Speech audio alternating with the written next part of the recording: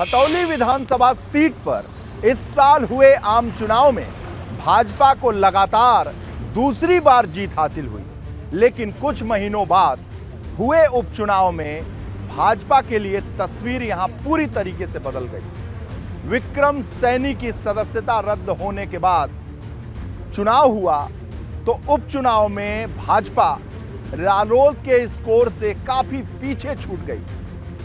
विश्लेषक इसे पश्चिमी उत्तर प्रदेश में बदलते हुए सियासी समीकरण का संदेश देख रहे हैं, बदला हुआ जनादेश देख रहे हैं। ये अपने 2024 को लेकर आशंकित है। हम तो केवल स्थानीय मुद्दों पे ही है, लेकिन हमें लग रहा है कि 2024 में भी इन्हें को पटकनी देनी ही पड़ेगी।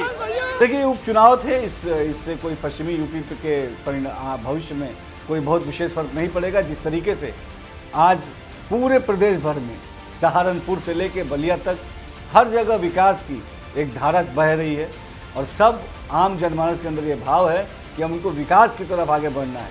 खतौली विधानसभा क्षेत्र की जनता के फैसले पर सूबे की सियासत से उठा हर बयान 2024 के लोकसभा चुनाव की ओर है। अगर आपस में विश्वास हो और एक बड़े तस्वीर को बनाने के लिए आप साथ जुटे हों तो छोटी मतभेदों को, छोटी छोटी बातों को आप तरजीह नहीं देते।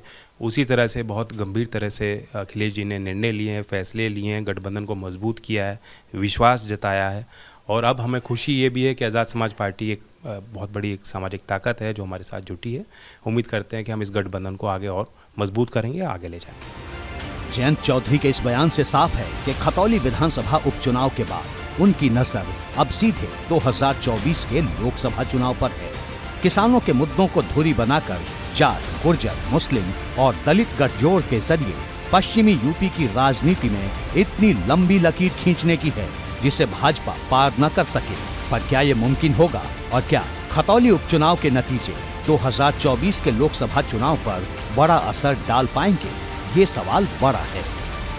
राजनीतिक विश्लेषक ये जरूर मानते हैं कि खतौली में रालोद की जीत ने जयंत चौधरी का कद उत्तर प्रदेश की सियासत में और बढ़ा दिया है कि इन चुनावों ने जयंत चौधरी को पुनर्स्थापित किया है। जिस तरह से अखिलेश यादव मैनपुरी से उनको संजीवनी मिली है, उसी तरह से खतौली ने जयंत को एनर्जी दी है, उनको ताकत दी है, उनका आत्मविश्वास उनको बढ़ा होगा।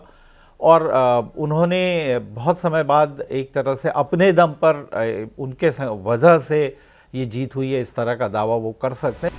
खतौली उपचुनाव में भाजपा की हार के पीछे किसानों की नाराजगी बड़ी वजह मानी जा रही है, क्योंकि जहां एक ओर भाजपा कानून व्यवस्था के मुद्दे पर खतौली के मैदान में थी, तो जयंत चौधरी ने किसानों के मुद्दे, खासकर गन्ना किसानों का बकाया भुगतान का मुद्दा उठाया था। ऐसे में माना जा रहा है कि आने वाले चुनाव में किसानों का मुद्दा पश्चिमी यूपी में बड़ी भूमिका निभा सकता है। देखिए, खाली खतौली की नहीं बात करो, बात तो उत्तर प्रदेश के तीनों इलेक्शन की बात करो।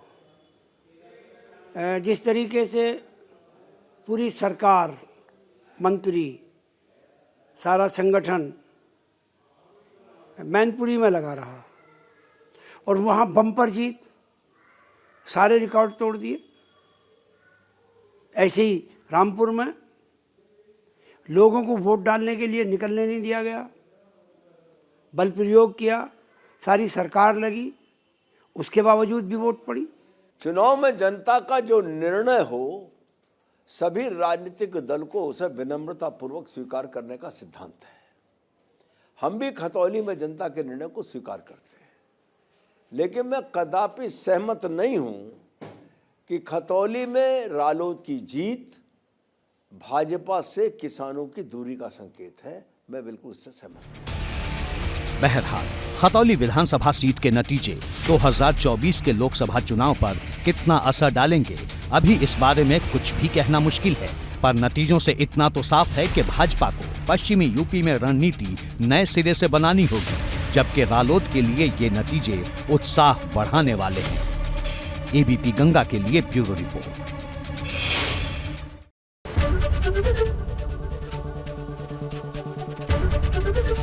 एबीपी गंगा, खबर आपकी, जुबान आपकी।